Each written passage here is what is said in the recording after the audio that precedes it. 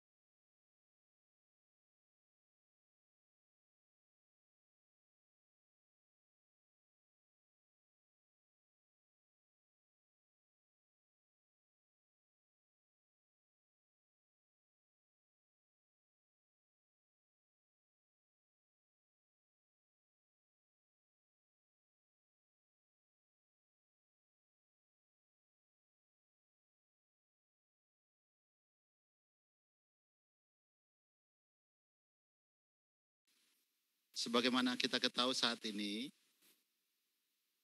pasca terbitnya PP 12 tahun 2019, kami Kemendagri mengeluarkan satu kebijakan, yaitu pengelolaan keuangan berbasis digital atau pengelolaan keuangan berbasis elektronik.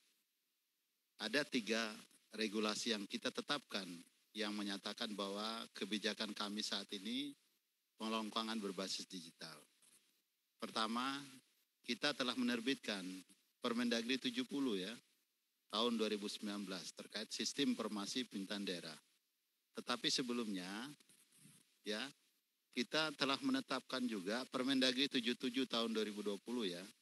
77 2020 ini turunan dari PP 12 tahun 2019. Kalau kita membaca PP 12 tahun 2019 di pasal 221 dalam kerangka pembinaan pengawasan dalam konteks pengelolaan keuangan daerah, Menteri menetapkan pedoman teknis pengelolaan keuangan daerah. Maka pedoman teknis pengelolaan keuangan daerah ini berisi penjelasan terhadap 13 bab yang ada di PP 12 tahun 2019. Dari aktor, bagaimana struktur APBD, bagaimana penyusunan APBD, bagaimana penetapan, bagaimana pelaksanaan penatausahaan sampai kepada pembinaan pengawasan yang secara teknisnya terkait dokumen format itu kita atur di dalam Permendagri 77 tahun 2019. Yang mana Permendagri ini merupakan menjadi bagian dari standar bisnis proses yang ada di SIPD. Jadi sistem informasi pemerintahan daerah yang ada di Permendagri 70 itu menerjemahkan standar bisnis prosesnya yang ada di PP 12 dan Permendagri 77 tahun 2019. Yang mana kita memastikan pengelolaan keuangan daerah dari sisi perencanaan, ya penganggaran, pelaksanaan sampai kepada penatausahaan atau pertanggungjawaban itu mengikuti standar bisnis proses yang diatur dalam PP 12 tahun 2019 dan Permendagri 77 tahun 2020. Yang mana kalau kita bicara sistem pasti kita memastikan integrasi antara e-planning, e-budgeting. Kedua, kita mengurangi transaksi tunai di daerah. Agar terintegrasi antara e-planning, e-budgeting ya dibutuhkan satu kode referensi. Ya. Atau kalau kita berbicara akuntansi, pasti kita berbicara 3 hal. Bicara sistem akuntansi pemerintahan daerah, bicara kebijakan akuntansinya dulu, selanjutnya bicara sistem akuntansi pemerintahan daerah dan bicara bagan akun standar. Maka bagan akun standar kita yang diatur di dalam lampiran 3, lampiran 4, Permendagri 64 itu kan kita cabutkan. Maka bas kita saat ini yang kita gunakan di daerah adalah dengan kehadiran Permendagri 90 tahun 2019. Ya. Yang mana Bapak Ibu ingat betul kan di daerah kita itu selalu menyusun 2 LRA ya. LRA berdasarkan Permendagri 13 tahun 2006 ya. Ya, Permendagri 13 sebagaimana telah dirubah 21 2011 itu kan konsepnya adalah struktur APBD-nya masih menggunakan struktur APBD pendapatan belanja pembiayaan, pendapatan masih dikenal pendapatan dana perimbangan, belanja masih mengenal belanja langsung dan tidak langsung. Selanjutnya kita juga menyusun LRA berdasarkan apa? PP 70 tahun 2001, PP 71 2010 terkait SAP, yang mana kalau bicara standar akuntansi pemerintahan, strukturnya berbeda.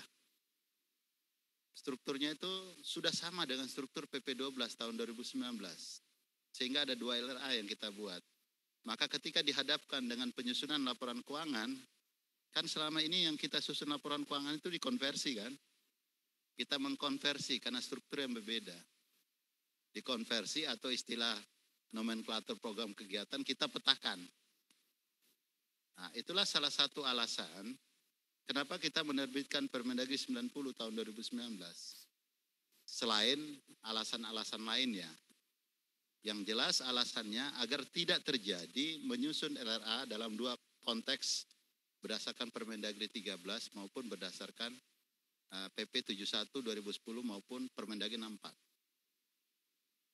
Sehingga kita dengan kehadiran PP 12 itu satu. Selain alasan itu, kita mengeluarkan Permendagri 90 tahun 2019 dalam konteks kode referensi yang sama atau dalam konteks bagan akun ya, atau dalam konteks kalau bicara sistem bagaimana membangun satu data atau membangun satu data informasi yang secara berjenjang dari pemerintah daerah kepada pemerintah pusat, apapun nomenklatur program yang dipilih yang dibatasi dengan visi misi seorang kepala daerah yang dituangkan dalam RPJMD ya. Kita sudah menyediakan kode itu yang sifatnya mandiri ya, bebas nilai. Bapak Ibu lah yang menilai. Yang membatasi adalah program kegiatan yang ada di RPJMD. Program yang ada di RPJMD yang membatasi. Karena yang membatasi dia adalah visi misi seorang kepala daerah. Jadi tidak semua program kegiatan diambil itu disesuaikan dengan visi misi seorang kepala daerah. Maka kita memastikan kita membangun nomenklatur program kegiatan tadi. Bicara perencanaan dan pembangunan, bicara perencanaan dan bicara keuangan daerah, pasti kita melabeli dia. Pertama kita memastikan program kegiatan saat ini yang ada di lampiran Permendagri 13 itu belum mengacu kepada Undang-Undang 23 tahun 2014. Maka kita mendudukan disesuaikan dengan Undang-Undang 23. Kita memastikan pasal 282 Undang-Undang 23, APBD itu mendanai urusan kewenangan. Maka kita mendudukan urusan kewenangan. Karena di pasal 9 ayat 4 Undang-Undang 23 berbicara urusan konkuren, urusan yang dibagi habis, itu merupakan dasar pelaksanaan otonomi daerah. Demikian di pasal 258 ya, di Undang-Undang 23, daerah dengan kewenangannya itu melaksanakan pembangunan. Maka kita membatasi mendudukan program kegiatan itu mengacu kepada urusan konkuren yang ada di lampiran Undang-Undang 23 tahun 2014. Satu sisi juga kita memperhatikan tadi desentralisasi asimetris. Ada perlakuan khusus di daerah-daerah tertentu, daerah-daerah yang keistimewaan atau daerah khusus yang sifatnya asimetris. Karena kewenangannya itu berbeda dengan daerah-daerah yang tidak melaksanakan kewenangan asimetris. Selanjutnya pertimbangan kita kedua, itu beragamnya klasifikasi kodifikasi nomenklatur program kegiatan organisasi akun yang digunakan oleh Pemda karena masih diberikan kesempatan adanya DST kan dan seterusnya. Ingat sekali dasarnya itu pasal 77 angka 15 Permendagri 13. Kode rekening bukan hal baku. Ya, bukan hal baku. Sekarang dengan kehadiran Permendagri 90 itu kita bakukan kode rekening. Tetapi kita tidak membatasi Bapak Ibu, yang membatasi adalah dokumen perencanaannya, tidak membatasi inovasi. Inovasi yang dilakukan oleh Bapak Ibu tidak keluar dari konteks urusan kewenangan. Jadi ada masukan katanya 90 ini mematikan inovasi, maka saya bertanya, apakah inovasi itu melanggar kewenangan? Kan tidak. Selanjutnya terdapat perbedaan dalam penyajian struktur APBD dalam penganggaran dengan struktur APBD dalam laporan keuangan sehingga ada konversi. Tadi saya sudah cerita tadi bagaimana dulu kita menyusun 2 LRA karena strukturnya yang berbeda. Selanjutnya sulitnya pemerintah daerah dalam menyajikan data statistik kinerja dan keuangan pemerintah daerah secara nasional. Ini kelemahan kita di dalam mengambil suatu kebijakan tidak berbasis data. Maka kalau kita membaca perubahan PP 12 dibandingkan dengan PP 58 itu kan ada 5 perubahan mendasar yang membedakan dengan PP 58 kan, Bapak Ibu sudah membaca. Perbedaannya itu satu, struktur APBD berbeda, ya artinya perubahan struktur APBD itu poin pertama di PP 12 disamakan dengan PP 71. Kedua, pemerintah daerah wajib menyampaikan informasi. Informasi apa saja? Pembangunan, keuangan, dan informasi pemerintahan lainnya. Ketiga, wajib ber-SPBE di dalam pengelolaan keuangan daerah. Diperintahkan terintegrasi minimal dari program kegiatan yang ada di Renja sampai kepada pengadaan barang jasa.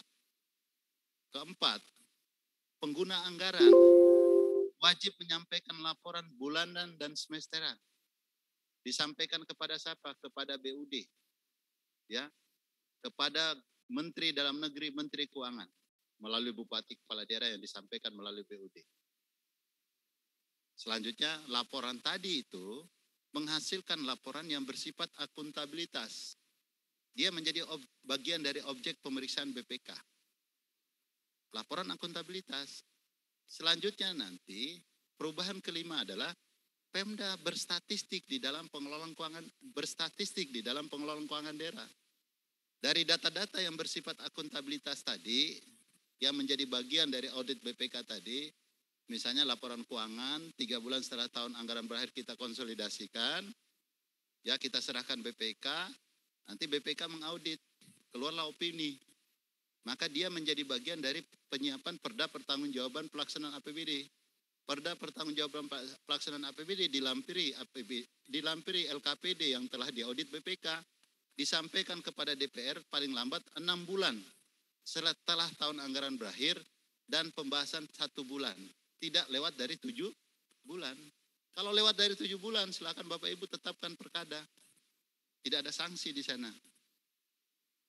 Maka dari data-data tadi akan menghasilkan data-data yang bersifat manajerial. Dia dibutuhkan di dalam pengambilan keputusan. Sehingga keputusan yang dilakukan oleh pemerintah daerah itu bersifat statistik. Memudahkan kita bagaimana menyusun kebijakan umum anggaran. Bicara kebijakan umum anggaran itu salah satunya bagaimana kita memprediksi, menghitung Gini rasio, menghitung tingkat pertumbuhan, bagaimana beban APBD kita menunjang terhadap pertumbuhan ekonomi. Semuanya didukung dengan basis data. Tidak dengan cara-cara inkremental. Nah, inilah pertimbangan kita.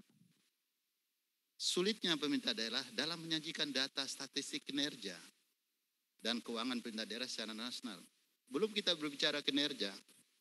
Kenapa kita wajib menyampaikan? Kenapa SCPD dibangun dengan 3 konsep? Pembangunan, keuangan, dan kinerja.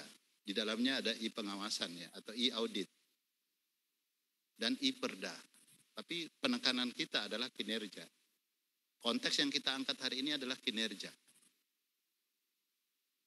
Kalau kita membandingkan dokumen perencanaan, bicara dokumen perencanaan, pasti kita berhenti di RKPD setiap tahunnya.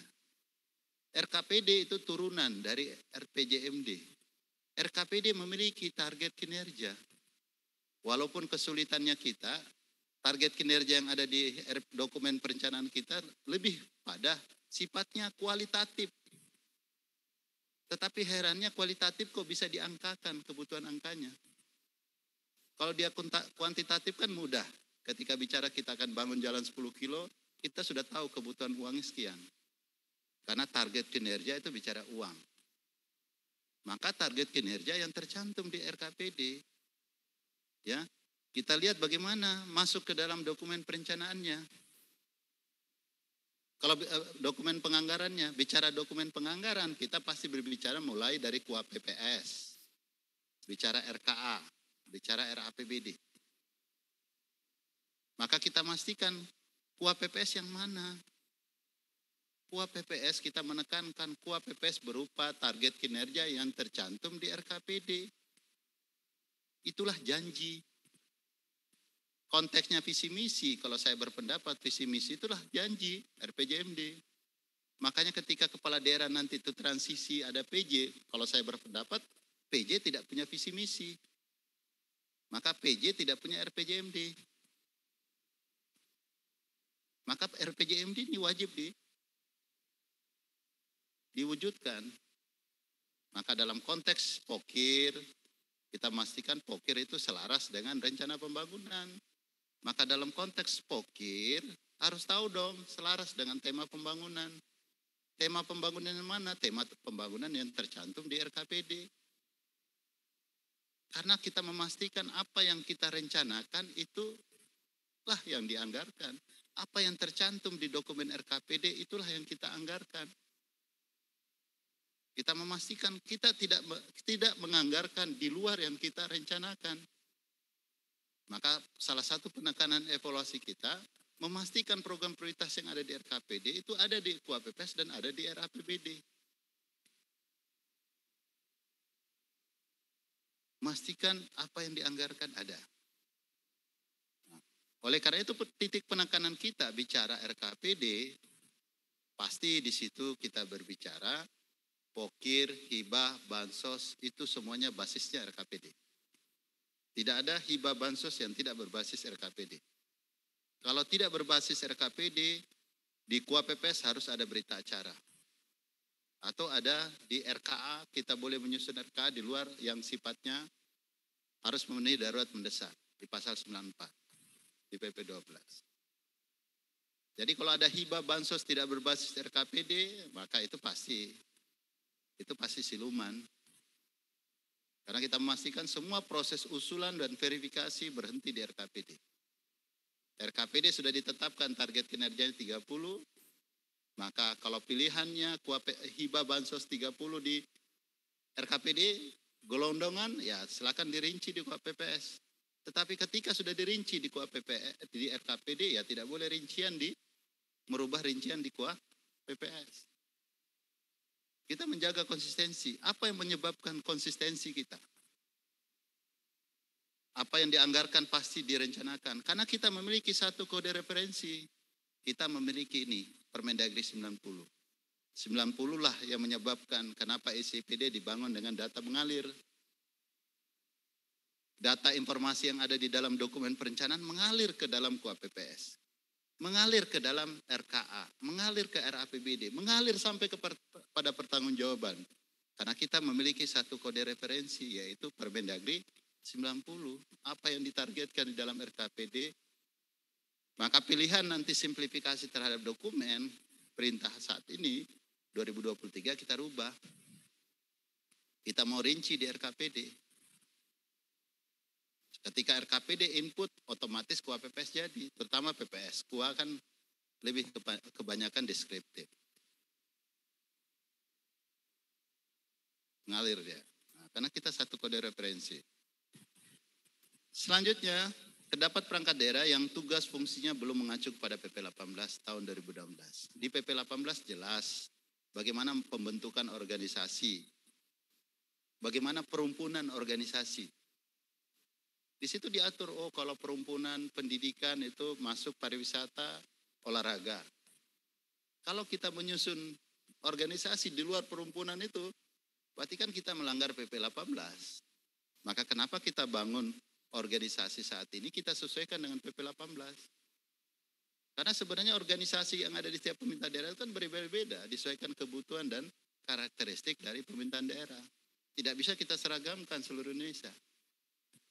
Nah, itulah Bapak Ibu latar belakang kenapa kita menerbitkan Permendagri 90 dan saat ini kita melakukan validasi, verifikasi, ya berdasarkan apa? Itu berdasarkan di pasal 6 di Permendagri 90 berdasarkan usulan pemerintah daerah, perubahan kebijakan maupun perubahan peraturan perundangan.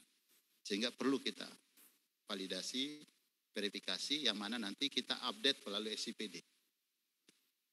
Nah, nanti saya jelaskan sedikit SIPD sebelum saya menutup, karena sewaktu saya berangkat ke sini, kita sedang menyiapkan surat edaran kepada daerah untuk persiapan penatausahaan dan pelaporannya di SIPD untuk persiapan Januari.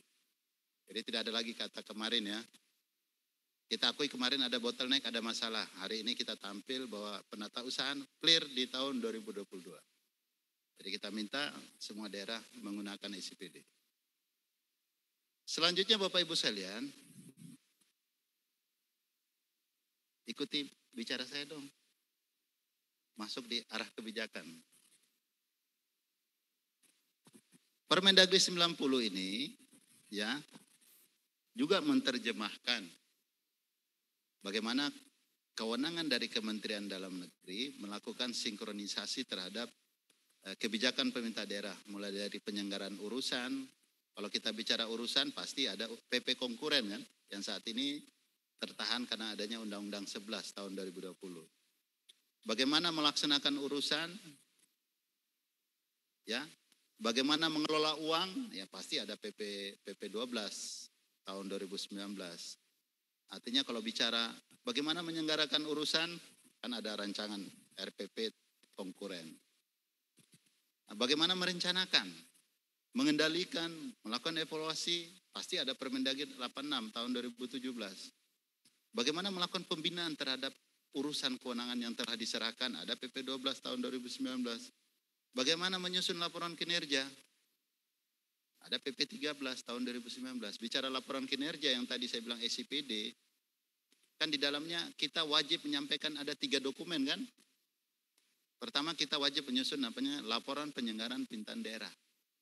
Kedua kita wajib menyusun ringkasan laporan penyelenggaraan pemerintahan daerah. Ketiga kita wajib menyampaikan apa? Laporan keterangan pertanggungjawaban kepala daerah. Bicara LPPD, kalau kita merujuk kepada pasal 69 di Undang-Undang 23 sudah termasuk sakit di dalamnya. Salah satu bab di LPPD ada bab 5 bicara akuntabilitas. Sebenarnya bicara akuntabilitas kan kita tinggal membandingkan target kinerja yang ada di RKPD, ya, dibandingkan dengan pelaksanaannya. Kita ungkapkan di LPPD. Setelah LPPD jadi, menjadi dasar kita menyusun ringkasan. Menjadi dasar Kemendagri melakukan evaluasi penyelenggaraan pemerintahan daerah. Dan kita wajib menyampaikan LKPJ 3 bulan setelah tahun anggaran berakhir. Itulah diatur di dalam PP 13 tahun 2019. Maka SIPD kita pastikan nanti nih kenapa juga kita menerbitkan ini validasi. Karena kebutuhannya kita di 2022 kita akan menyusun laporan keuangan. APBD 2021. Ya bersamaan kita nanti setelah 7 bulan kita sudah mempersiapkan manajemen kinerja. Bagaimana menyiapkan LPPD tahun 2021. Nah, kita mau persiapkan semua itu di dalam. Nanti bagaimana teknis penyampaian laporan keuangan nanti saya minta GP ya. Nanti menjelaskan secara teknis. Ya. Selanjutnya, kalau bicara landasan kebijakan, tadi saya sudah sampaikan di PP 12 tahun 2019. Undang-Undang 23 itu jadi rujukan kita, ya. Dan selain PP 12, pasti kita bicara Perpres 54 2018 terkait Stranas PK ya. Kalau kita membaca Perpres 54, di situ fokusnya ada 3. Tata niaga, perizinan tata niaga, pengelolaan keuangan daerah, dan reformasi birokrasi. Maka kalau kita membaca pengelolaan keuangan daerah itu sasarannya 2. Integrasi antara e-planning dan budgeting. Kedua, mengurangi transaksi tunai di daerah. Itu perintah dari Perpres 54 2018. Yang namanya integrasi, input dokumen RKPD, KUAPPS jadi itu yang diminta oleh KPK. Ingat Bapak Ibu di penyusunan APBD 2022 di tanggal 8 Juni kan KPK menyampaikan surat kan kepada Gubernur, Bupati, Wali Kota dan juga kepada kami. Poin pentingnya adalah pertama, menyusun APBD itu mentaati tahapan dan jadwal yang sudah diatur di dalam Undang-Undang 23 maupun di PP 12. Sudah sangat jelas kan tahapan jadwalnya RKPD akhir Juni, KUAPPS minggu kedua Juli, minggu kedua Agustus sepakat. Kalau tidak sepakat hitung 6 minggu. Kalau 6 minggu semua terpenuhi berarti tidak sepakat terhadap KUAPPS. RKA disusun. Kalau sepakat pakai minggu kedua Agustus program kegiatan target kinerja minggu kedua Agustus, tetapi kalau tidak sepakat kita pakai program kegiatan yang ada di KUAPPS minggu kedua Juli. Sampaikan APBD minggu kedua September kalau kita 5 hari kerja.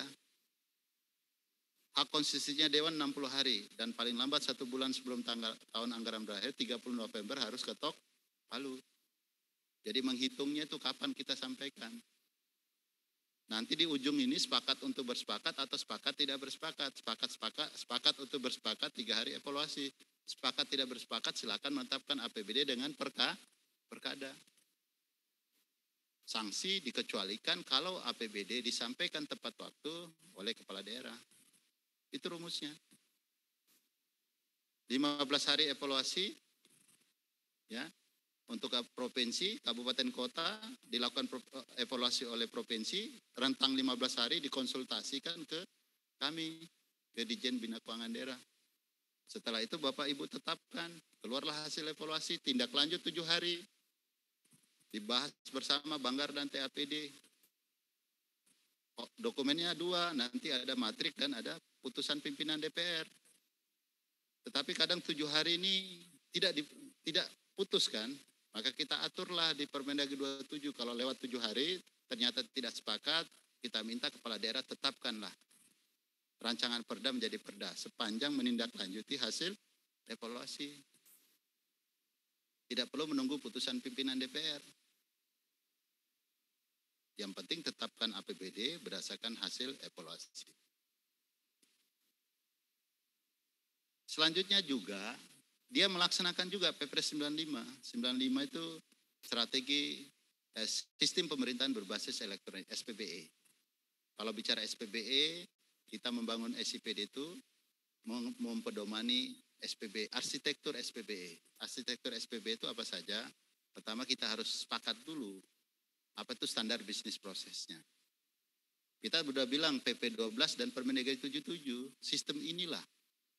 Sistem menerjemahkan ini. Dua standar bisnis proses. Jadi kalau ada sistem tidak merujuk kepada PP 1277 berarti tidak sesuai dengan standar bisnis proses. Lantas kita berbicara arsitektur terkait dengan data. Data kita terpusat semuanya di Jakarta. Ketiga kita bicara infrastruktur. Keempat kita bicara keamanan. Kelima kita bicara layanan. Nah, posisinya saat ini ketika kita sudah 2021 itu tahap adaptasi, maka kita 2022 sudah masuk ke tahap penyesuaian, maka kita pastikan sisi layanan yang kita perkuat. Untuk memastikan kemarin 29 daerah kita sudah tetapkan ya Pak, daerah percontohan. 29 daerah kemarin sudah kita panggil di Jakarta, kita bintek khusus tersendiri, ya, yang mana kita pastikan mereka menyusun laporan keuangan 2021 sudah menggunakan SIPD. Jadi SIPD sudah Pak, dari sisi penatausahaan pendapatan sudah, dari sisi akhlak sudah. Bilang menyusun LRA, menyusun neraca sudah semuanya. Di luar 29 daerah memang kita kunci, kita hold di sistem. Ya. Yang 29 daerah sepanjang penatausahaan itu jalan, maka otomatis laporan keuangannya jadi. Memang daerah lain kita masih tutup, khusus 29 daerah. Nanti 29 daerah nanti di 2022 ini menjadi dutanya Kemendagri. Jadi nanti Bapak Ibu belajar ke 29 daerah. Di Grand Design-nya 22 kita masih mempersilakan Bapak Ibu ada pendamping. Karena bersamaan kami sekarang mengajukan aplikasi umum kepada Menpan. Penetapan SIPD sebagai aplikasi umum. Yang mana persyaratannya harus selesai 4 modul. Modul perencanaan sudah selesai, modul penganggaran sudah selesai, modul penatausahaan, pelaksanaan penatausahaan sedang disiapkan saat ini. Bersamaan nanti surat edaran awal tahun nanti kita bagikan modulnya, termasuk modul akpapnya. 4 modul yang diminta oleh Stranas itu kita selesaikan. Yang sudah 2 ini kita lagi siap. Dan saat ini kami lagi diaudit oleh Stranas PK untuk 2 modul. Menuju ke aplikasi umum. Di 2024 maka ditetapkanlah nanti aplikasi SIPD sebagai aplikasi umum. Kalau sudah ditetapkan sebagai aplikasi umum, berarti tidak ada aplikasi lain di situ. Nah, ini kami lagi berjuang. Memang luar biasa tantangannya, tapi nggak apa-apa. Dalam kerangka membangun satu data Indonesia. Bukan resentralisasi ya Pak. Selanjutnya, tujuan. Bapak Ibu masuk ke tujuan DLP. Tujuan kita, ini Bapak Ibu, tujuan, ini digunakan pada tahapan apa saja ini dengan Permendagri 90. Digunakan dari sisi perencanaan pembangunan, perencanaan anggaran, pelaksanaan penatausahaan, akuntansi pelaporan keuangan, sampai kepada analisis informasi Pemda lainnya. Kita ingin menjadikan SIPD menjadi bagian dari bagaimana kita mampu mengembangkan data informasi pengelolaan keuangan daerah dan informasi lainnya yang kita dapatkan secara real time setiap saat dapat kita mudah menemukan tanpa kita meminta dari daerah. Kita hanya meminta daerah menggunakan saja SIPD. Yang mana kita ini 90 itu kita menciptakan namanya single code base. Bagaimana membangun satu data kita ya, secara berjenjang. Apapun program kegiatan yang Bapak Ibu pakai, belanja yang Bapak Ibu gunakan, itu kita bisa sajikan. Dari level pemerintah daerah sampai kepada level pemerintah pusat. Maka tujuannya itu kita pasti menyediakan statistik keuangan. Kita berbicara data keuangan. Selanjutnya melakukan evaluasi perencanaan pembangunan dan pengembangan daerah. Bagaimana kita mengevaluasi ini? Apakah target kinerja pembangunan yang tercantum di dalam RPJMD itu jalan nggak? Tercapai nggak? Apa kendala permasalahannya? Jangan dianggap seorang kepala daerah gagal karena tidak melaksanakan RPJMD-nya. Membantu kepala daerah dalam merumuskan kebijakan pembangunan daerah dan keuangan. Membantu kepala daerah dalam melakukan evaluasi kinerja. Jadi kalau nanti kita minta, Bapak Ibu ingat kemarin mengendapnya uang 266 triliun ya di posisi November kemarin. Karena salah satunya karena percepatan realisasi anggaran kita yang mengalami keterlambatan. Kebiasaan kita terjadi penarikan besar-besar pada akhir tahun. Karena awalnya kita terlambat. Maka kenapa saat ini sedang disiapkan Permendagri lelang dini. Bicara lelang dini syaratnya antara lain Bapak Ibu harus menetapkan aktor. Aktor tidak lagi terikat dengan tahun anggaran. Ya, aktor tidak lagi terikat dengan tahun anggaran. Silakan diatur dalam diktumnya ya bahwa kalau terjadi perubahan pejabat, nama jabatan itu yang dirubahnya lampirannya saja. Sehingga Bapak Ibu bisa lelang mendahului. Yang mana ini akan dibawa setelah KUAPPS sepakat itu sudah bisa lelang. Kalau nanti dalam pembahasan anggarannya tidak cukup tersedia, atau anggarannya ini direvisi. Proses lelangnya bisa tetap dilanjutkan. Ini lagi disiapkan oleh Direktorat Pelaksanaan Pertanggungjawaban. Jadi kinerja kita itu tidak nanti di akhir, kita bawa di depan. Dan kami mendapat perintah dari Bapak Menteri agar Pemda menyiapkan anggaran rakor, khususnya provinsi. Ya, provinsi menyiapkan anggaran rakor per triwulan. Nanti ada semacam reward and punishment yang disampaikan di sana. Ada surat edaran kita tujukan gubernur nanti. Gubernur mampu memberikan reward, misalnya penghargaan kepada daerah, kabupaten, kota yang realisasinya bagus. Kalau misalnya realisasinya jelek ya gubernur mengusulkan untuk menunda dana transfer dan atau sebagainya agar ada percepatan dari sisi realisasi APBD. Selanjutnya mendukung penyelenggaraan sistem informasi pemerintahan daerah, pasti karena informasi akan jalan membutuhkan kode referensi. Kalau tidak ada kode referensi, ya tidak bisa dibaca oleh sistem. Mendukung keterbukaan informasi kepada masyarakat. Jadi nanti kita jadikan SCPD itu bisa menyampaikan informasi kepada masyarakat.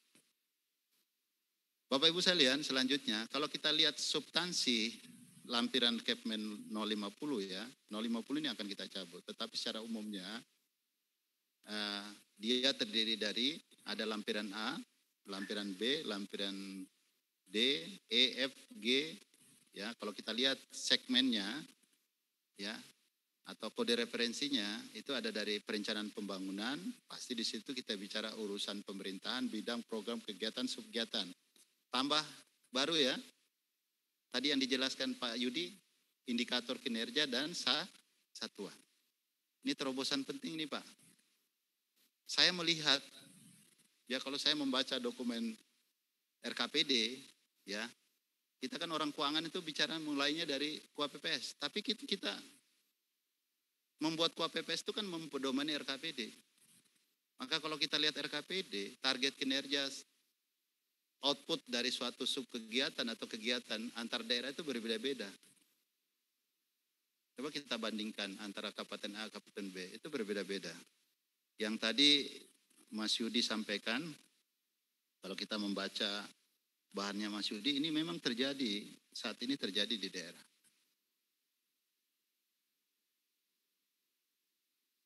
Yang tadi sudah dijelaskan ya Mas, oleh misalnya kalau kita berbicara indikator kinerja ya.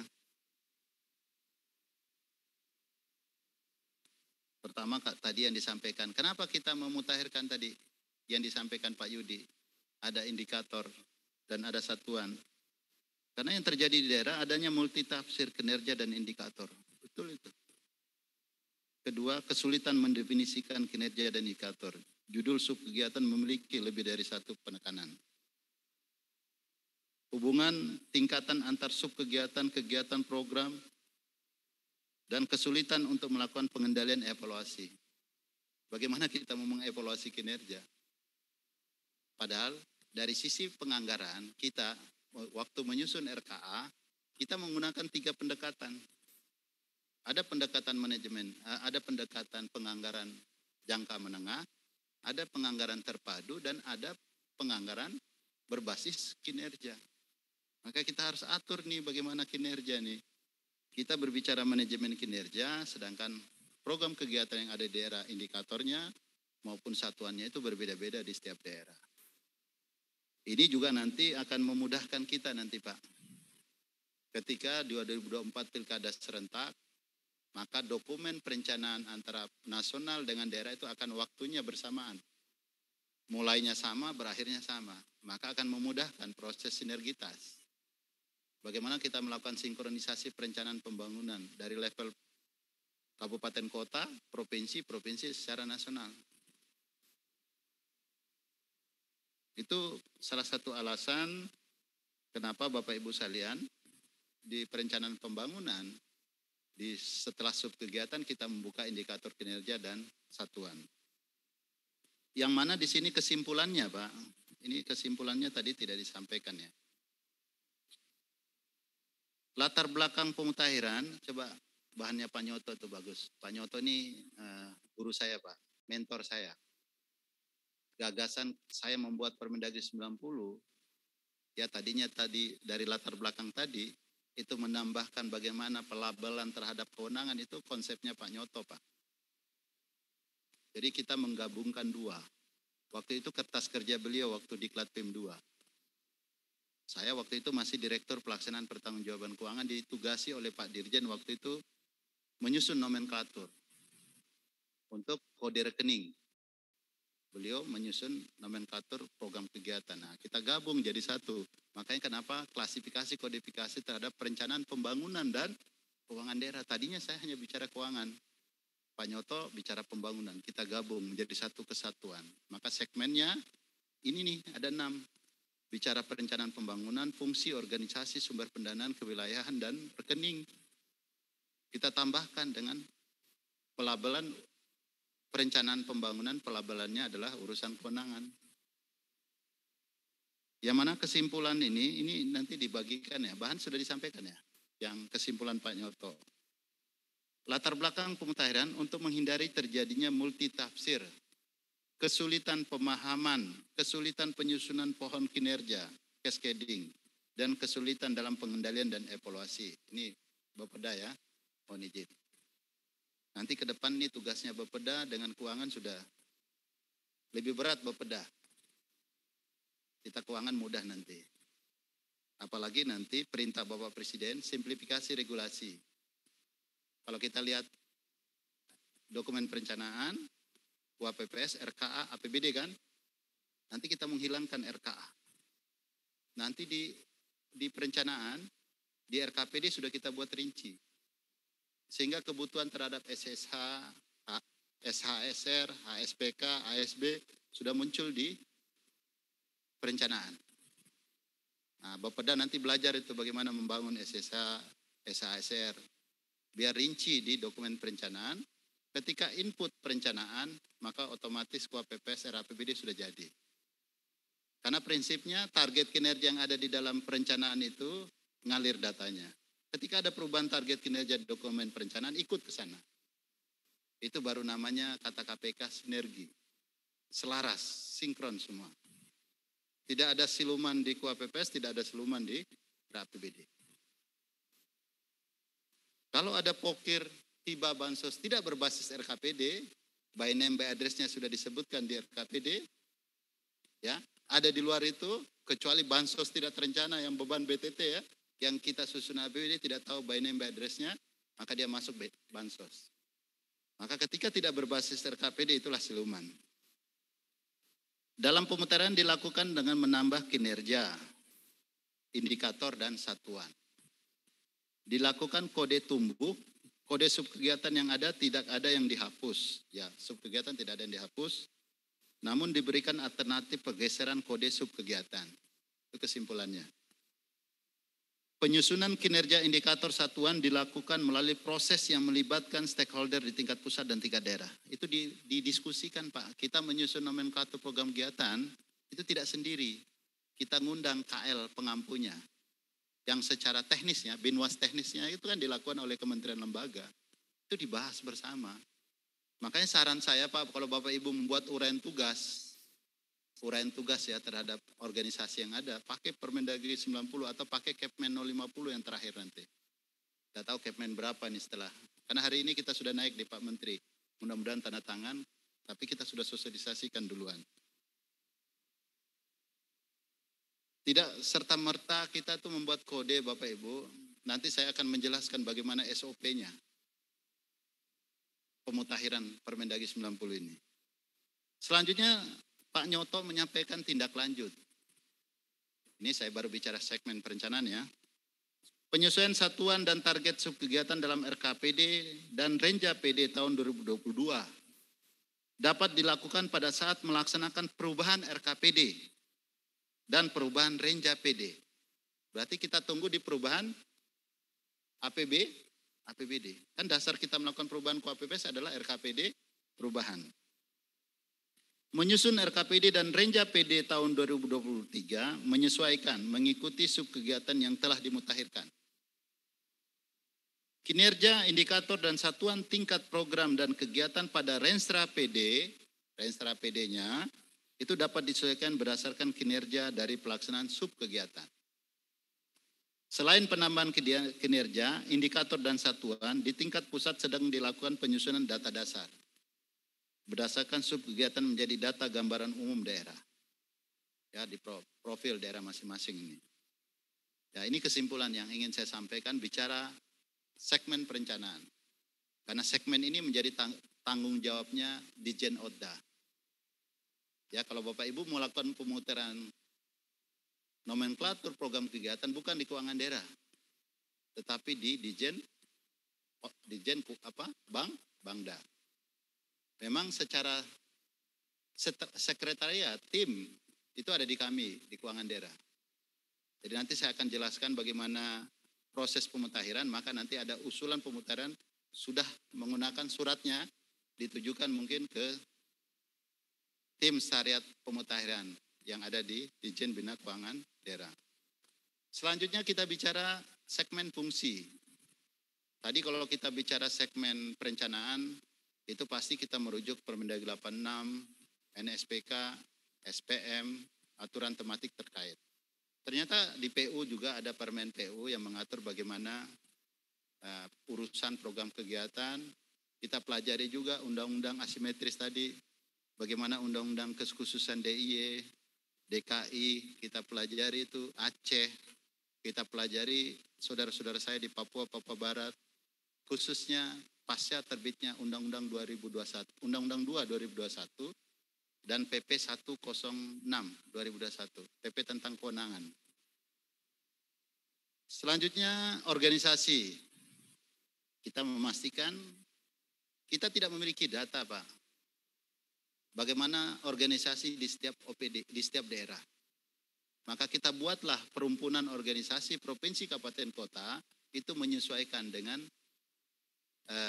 PP 18 tahun 2016. Karena di situ diatur perhimpunan-perhimpunan, maka kita buatlah kode-kode itu merujuk kepada PP 18 tahun 2016 dan aturan tematiknya. Ada di PU, ada aturan sendiri, kita pelajari juga. Sehingga kita bisa merumpunkan organisasi yang ada di daerah. Kita buat kecenderungan-kecenderungan yang akan ada di daerah. Jadi kalau Bapak Ibu menetapkan organisasi tidak sesuai dengan perhimpunan, otomatis tidak ada kodenya, Pak. Contoh ada organisasi saya sebutkan di provinsi A yang tidak ada di PP 18. Ya tidak ada kodenya Pak. Ngajuin ke saya mau beri kode, tidak ada dasar hukumnya. Padahal Permendagri 90 itu tidak mengatur ya, dia tidak mengatur, menyajikan yang sudah ada. Prinsipnya, tidak mengatur tapi menyajikan yang sudah ada. Ada beberapa provinsi Pak menetapkan organisasi yang tidak ada di PP 18. Yang tidak memiliki dasar hukum, saya nggak usah sebutkan. Membentuk organisasi yang menjadi kewenangan pusat. Misalnya penerbangan itu kewenangannya siapa Pak? Penerbangan. Kewenangan pusat. Tetapi di Papua, khusus di daerah-daerah gunung Pak, kabupaten kota, dia juga diberi kewenangan mengelola bandara. Maka di Papua itu ada kode penerbangan dia. Karena memang di sana diafirmasinya di PP turunan, ada Permendagri turunan PP 18 tahun 2016, dia bisa mengelola bandara.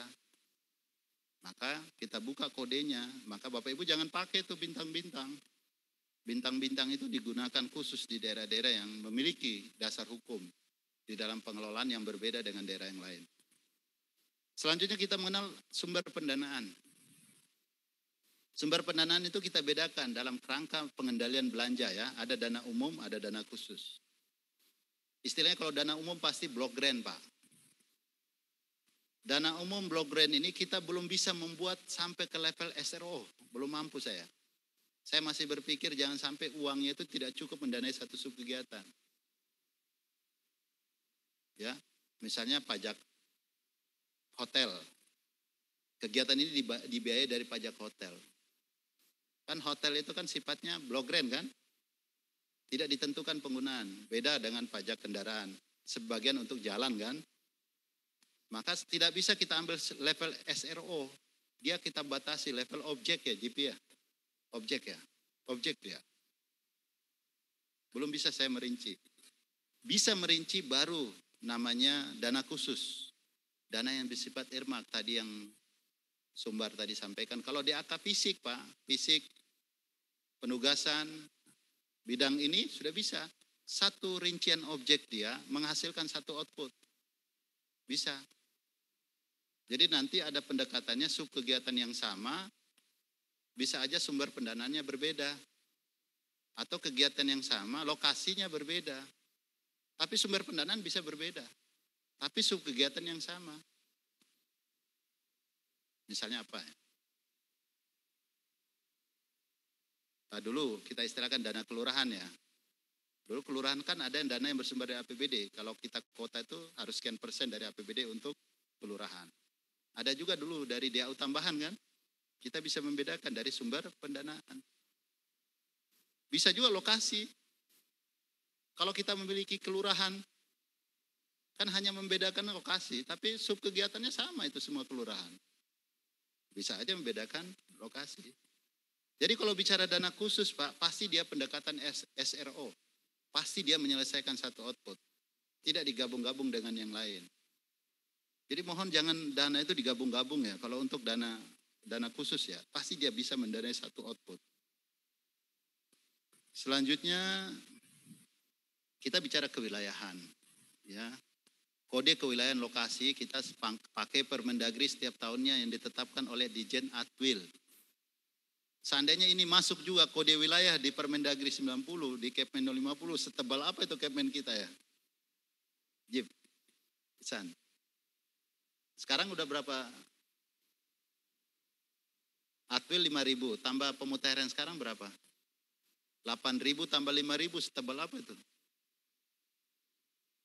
Pasti kita pusing, lebih pusing. Yang tebal itu aja kita tidak baca, apalagi lebih tebal.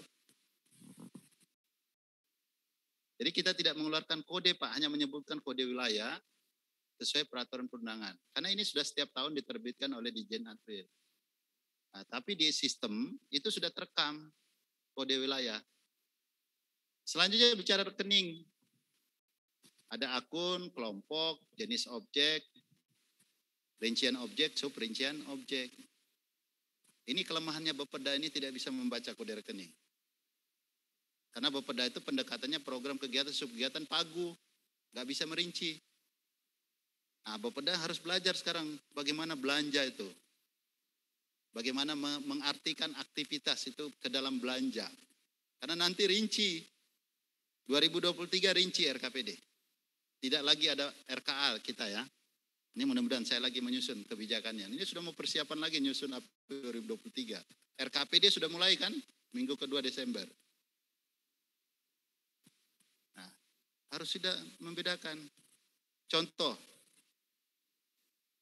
kan Bapeda itu kan menerjemahkan visi misi seorang kepala daerah. Kalau saya terpilih sebagai kepala daerah, saya akan membagi traktor. Bapeda bisa menerjemahkan belanja apa itu? Membagi traktor kepada masyarakat. Coba kita diskusi. Kalau membagi traktor kepada masyarakat, belanjanya apa? Hah? Ada bilang belanja barang jasa, ada bilang belanja hibah. Kan bantuan kan? Pintu bantuan kita kan sudah dibuka 3 kan? Hibah, bansos, dan belanja barang yang diserahkan atau barang yang diserahkan kepada pihak lain atau masyarakat. Maka bicara janji tadi, Bapeda harus bisa menuangkan. Janji politik itu harus masuk menjadi sasaran prioritas yang tercantum di RPJMD. Maka ketika bicara sasaran prioritas tercantum di RPJMD, pasti belanjanya belanja apa itu? Hibah atau barang yang diserahkan? Barang yang diserahkan tidak melalui proposal. Enggak ada proposal, berarti dia tidak berbasis RKPD. Tidak ada penetapan penerima. Karena tidak ada usulan, tinggal SKPD yang menentukan saja siapa penerimanya. Nah, itu kesulitan teman-teman Bapeda. Nanti teman-teman Bapeda harus mengerti betul apa itu belanja barang jasa, apa itu belanja pegawai. Bicara belanja pegawai, belanja kompensasi. Digunakan untuk siapa? Oh, 4 aktor, ASN, PNS P3, kepala daerah, DPRD. Maka yang non ASN di mana? Berarti pindah ke barang jasa. Belanja pegawai termasuk TPP. TPP menjadi bagian dari belanja pegawai. Bagaimana kita mengetahui kebijakan belanja tadi? Ya, bagaimana kita mengetahui regulasi pengaturan belanja? Ada di Permendagri 77 dan PP 12. Bagaimana kebijakan setiap tahunnya? Apa yang dilarang, apa yang diperbolehkan? Itu ada di mana? Permendagri pedoman penyusunan APBD. Contoh konsultan perencana. Konsultan perencana masuk di mana? Oh, belanja barang jasa. Atau belanja modal.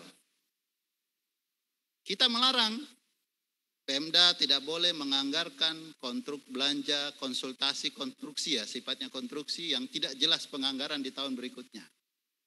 Yang mana kita posisikan dia sebagai KDP. Kita larang kecuali diperintahkan oleh peraturan perundangan. Ada di mana pengaturan itu? Ada di Permen Pedoman Penyusunan APBD. Tetapi bagaimana bicara belanja tadi barang jasanya, itu ada di PP 12 dan Permendagri 77. Bagaimana kebijakannya?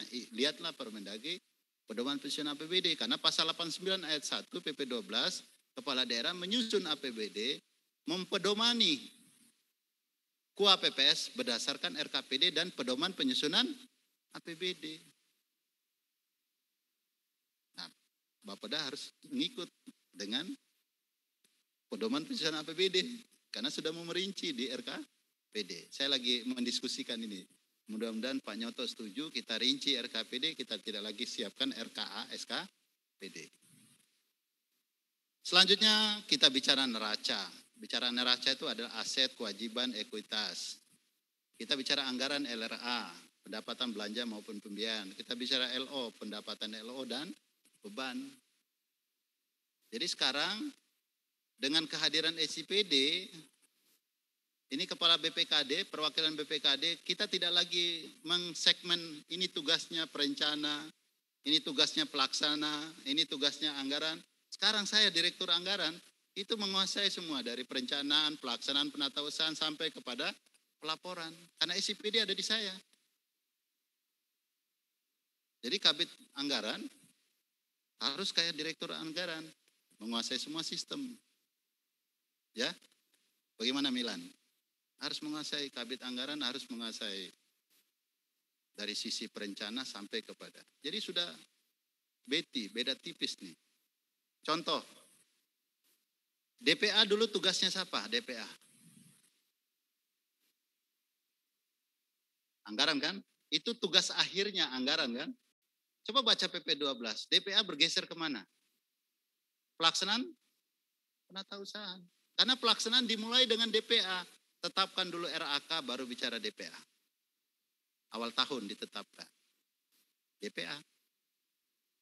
Sudah masuk pelaksanaan dulu tugas akhirnya.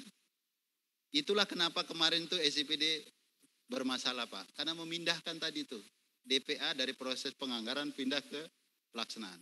Menyebabkan data tidak mengalir. Anomali data. Ada print Kabupaten A keluar ke print Kabupaten B DPA-nya. Selanjutnya Bapak Ibu sekalian, kalau kita masuk substansi, klasifikasi, kodifikasi, perencanaan pembangunan keuangan daerah, ya, urusan pemerintahan daerah itu BC ya, menunya. Ada fungsi, ada organisasi, sumber pendanaan, administrasi kewilayahan, dan rekening. Inilah inti isinya Permendagri 90. Yang penting, tapi kalau kita orang BPKD harus menguasai semuanya ya. Kalau urusan pemerintahan daerah mungkin Bapeda ya. Tapi kalau sudah bicara fungsi, organisasi, sumber pendanaan, kodifikasi wilayah, terutama rekening, ya BPKD harus menguasai betul nih. Maka kenapa kalau kita bicara data mengalir, peran TAPD itu sangat vital. Peran TAPD inilah yang menyebabkan bisa mengendalikan kalau SKPD itu salah menganggarkan. Contoh yang awal tahun kita di Batam ya, gara-gara apa? Kodifikasi apa dulu? JKK JKM ya? JKK JKM ada masalah perhitungan ya. Itu karena kita salah menganggarkan akhirnya nggak bisa kita merealisasikan gaji. Contoh kalau kita bicara gaji kan, kalau konteks anggaran itu kita mengenal dua kan. Ada yang teranggarkan, ada yang sifatnya non-anggaran. Anggaran misalnya jaminan kesehatan 5%. Yang dianggarkan berapa persen? Anggaran 5% kan BPJS Kesehatan tuh. Berapa persen yang kita anggarkan? 4. Itu harus ada di setiap OPD. Ada suatu kebijakan daerah 4% semua di BPKD. Padahal dia masuk menjadi bagian belanja pegawai, ada di setiap OPD. Kita sudah buat template gaji, yang namanya 4% itu ada di setiap OPD. Tetapi dipaksakan masuk ke sana, ternyata ada kesalahan penganggaran, tidak bisa akibat 4%-nya ada di BPKD.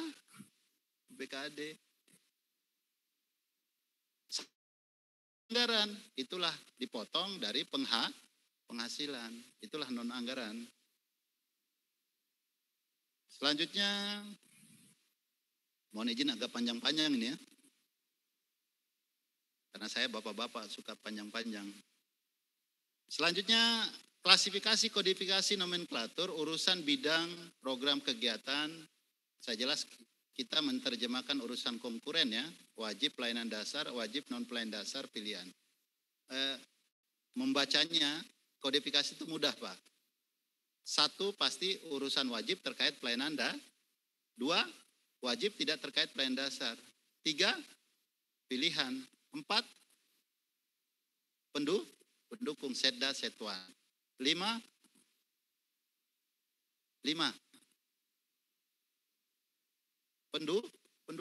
penunjang badan BPKD, Bapenda, BKD.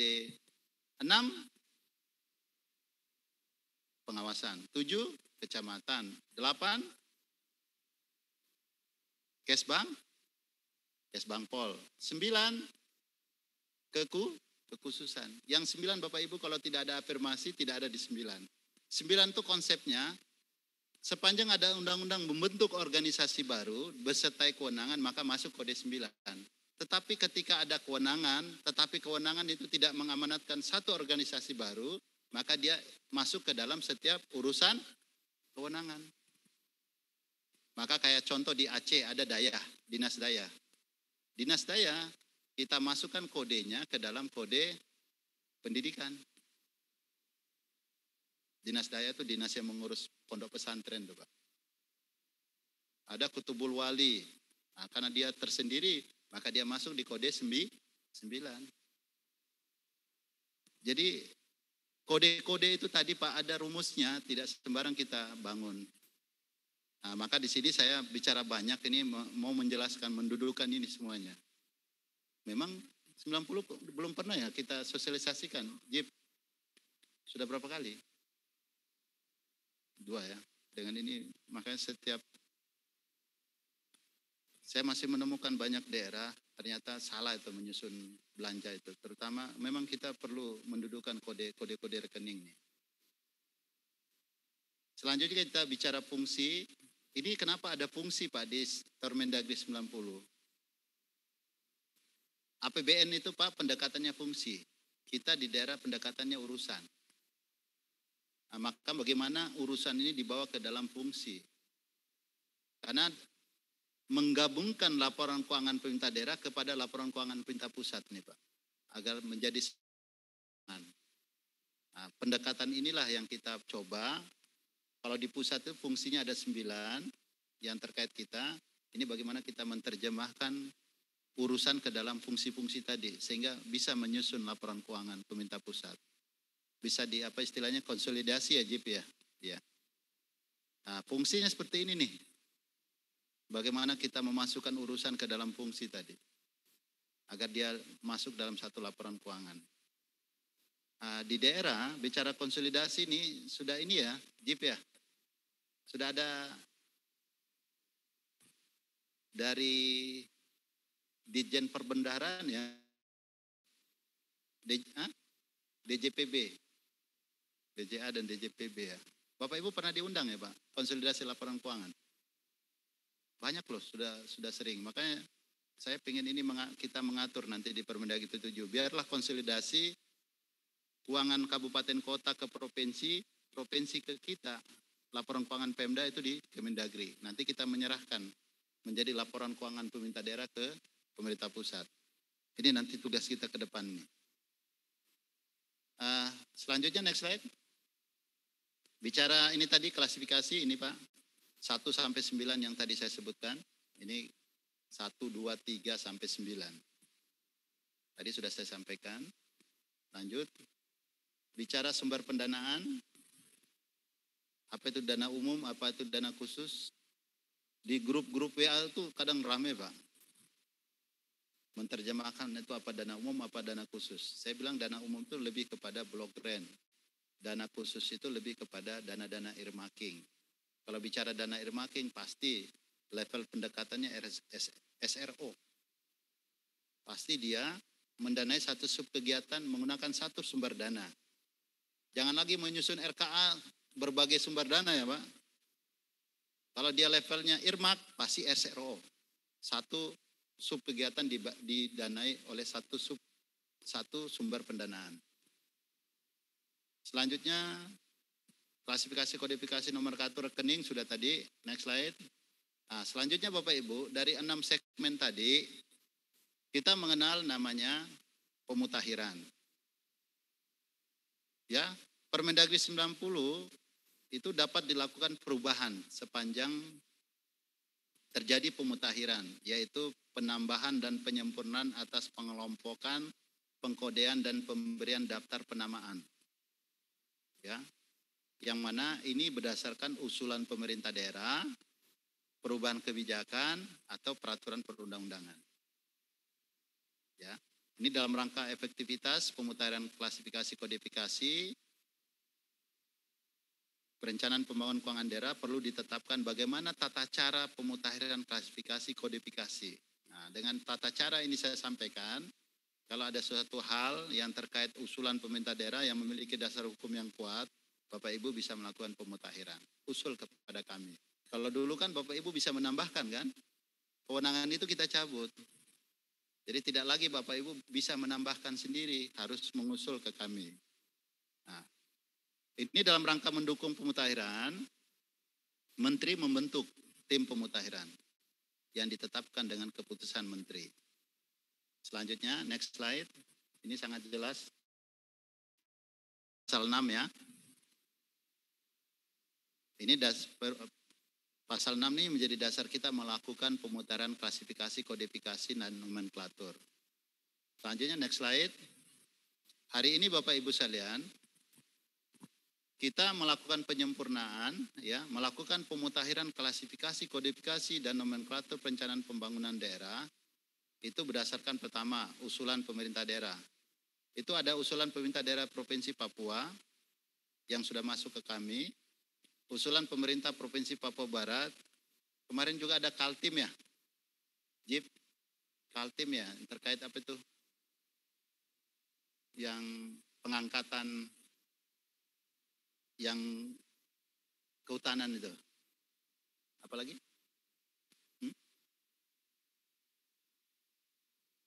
Tenaga teknis pengelolaan hutan ya. Nah, itu juga ada usulan dari Kaltim dan ada beberapa daerah DKI juga mengusulkan.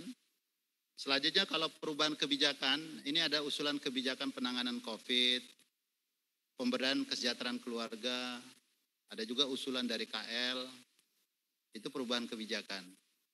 Dari sisi peraturan perundangan, ini ada perubahan yang diamanatkan oleh peraturan perundangan.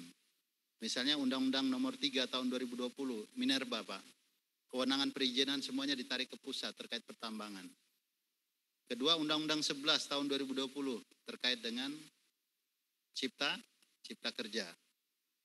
Dan ada 49 PP Pepres. Yang sangat bagus saya lihat itu yang terkait PP 7 2021 ya, PP tentang kemudahan usaha koperasi, usaha kecil, usaha mikro dan usaha kecil itu. Itu tolong Bapak Ibu baca Pak, dalam konteks darurat pemerintah daerah, dalam konteks dukungan terhadap koperasi, usaha mikro, usaha kecil, Bapak Ibu dapat melakukan dukungan pembiayaan. Dukungan pembiayaan itu antara lain subsidi harga, subsidi bunga, bantuan keuangan, itu sudah sangat semua diatur di, kalau tidak salah pasal 71. Di PP 7 tahun 2021 itu, kemudahan-kemudahan. Maka sekarang konteksnya bicara koperasi, usaha kecil dan mikro. Selanjutnya Undang-Undang 2 2021, ini Undang-Undang Otsus nih. Undang-Undang 2 ini melahirkan 2 PP, PP 106 2021 kewenangan dan PP 107 2021 terkait pengelolaan dana otonomi khusus. Jadi untuk saudara kita di Papua yang membedakan sumber pendanaan, dia pertama DBH migas itu perhitungannya berbeda dengan daerah lain. Dia 70%.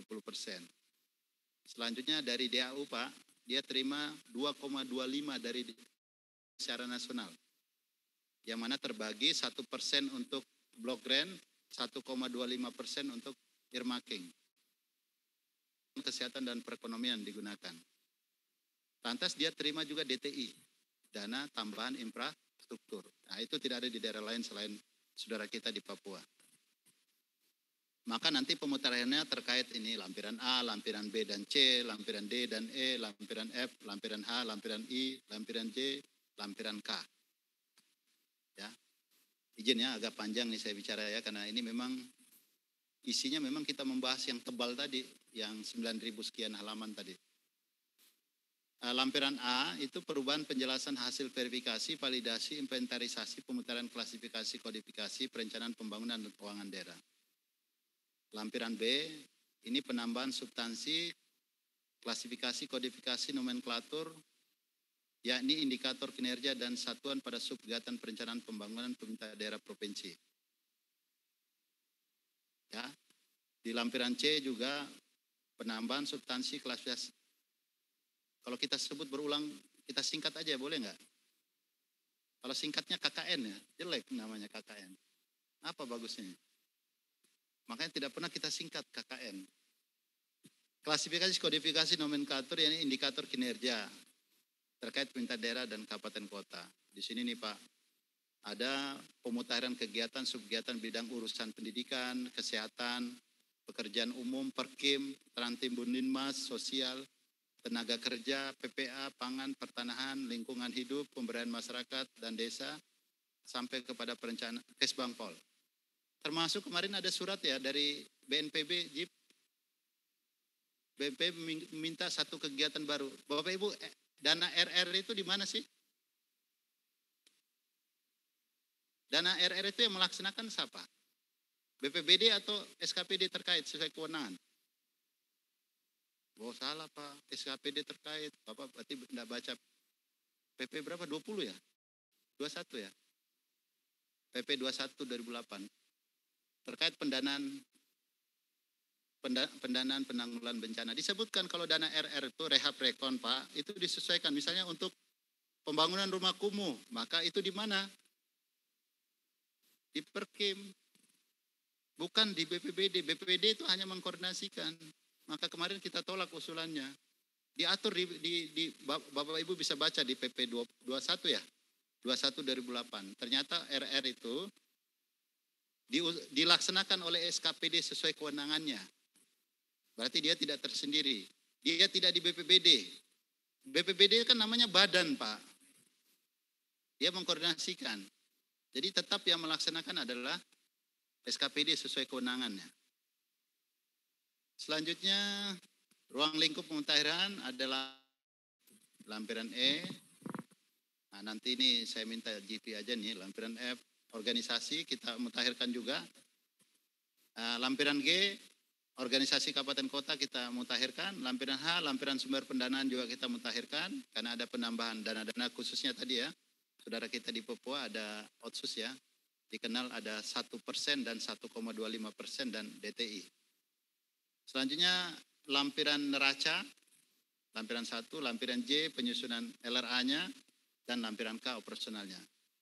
Nanti GP mengulas terkait penyusunan laporan keuangan nanti.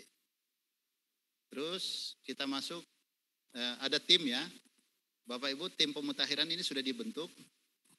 Ya, dalam rangka melaksanakan pasal 7 Permendagri 90, itu sudah kita tetapkan ini, terkait tim pemutahiran. Bagaimana tata cara pemutahirannya? Next slide, lanjut ke bawah. Next slide, lanjut. Nah, lanjut ya. Ini sudah ada Kepmen 050 402 tentang tata cara pemutahiran klasifikasi kodifikasi nomenklatur. Khususnya dalam kerangka melaksanakan pasal 6-nya ya. Nah, selanjutnya bagaimana pemutahiran usulan pemerintah daerah? Nah, ini SOP-nya Pak. Next slide. SOP, pemutahiran berdasarkan usulan pemerintah daerah. Pemda, silakan menyampaikan usulan pemutahiran. Ya. Nanti kita inventarisasi ya Mendagri, Ceki Sekjen, tembusan Pokja. Jadi usulan pemutahiran ini kepada Mendagri ya, Ceki Sekjen. Nanti tembusannya ke Dijen Bina Bangda, Dijen Orda, Dijen Bina Keuda. Nanti selanjutnya akan disposisi ke Sekretariat Tim Pemutahiran. Sekretariat Tim Pemutahiran ini ada di Dijen Bina Keuangan Daerah.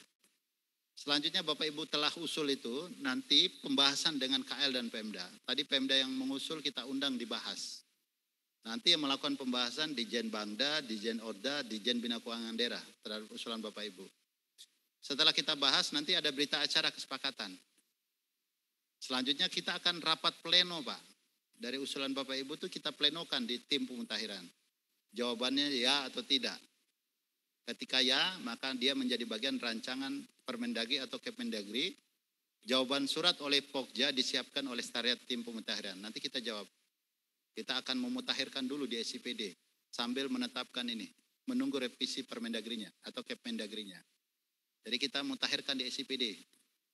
Lampiran huruf A angka 4, angka berapa itu Jip? Lampiran huruf A angka 49 ya. Angka 4 ya. Yang memutahirkan di SIPD. Lampiran A angka 4 kan? Oh, saya masih ingat berarti.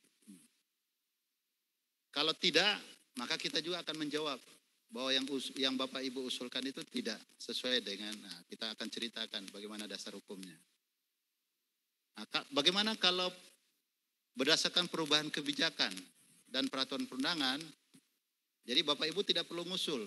Otomatis kami tim, itu kalau berdasarkan perubahan kebijakan atau peraturan perundangan, Sekretariat tim yang akan melakukan inventarisasi. Selanjutnya kami yang akan membahas dengan KL maupun dengan kita undang Pemda. Ya, selanjutnya ada berita acara. Selanjutnya kita rapat plenokan. Jawabannya iya atau tidak. Kalau iya, kita mutakhirkan. Ya, di dalam Kemendagri atau dalam surat edaran. Contoh, dengan kehadiran pasal PP 106 yang di Papua, karena ini kan Kepmen ini tidak masuk nih. Kita belum mutakhirkan terhadap kewenangan yang berubah di Papua Barat. Maka nanti kita selesai penetapan Kepmen ini kita akan bahas. Kita bahas sama KL, ya kita bahas sama Pemda. Selanjutnya nanti kita mutakhirkan dulu melalui surat sekjen kepada daerah. Nanti bersamaan dengan dasar surat sekjen kita mutakhirkan di dalam SIPD. Selanjutnya ini tim pemutakhiran. Coba next slide. Next. Ini ada keputusan Menteri Dalam Negeri 05005 tentang tim pemutakhiran. Ini struktur tim pemutakhirannya. Next slide.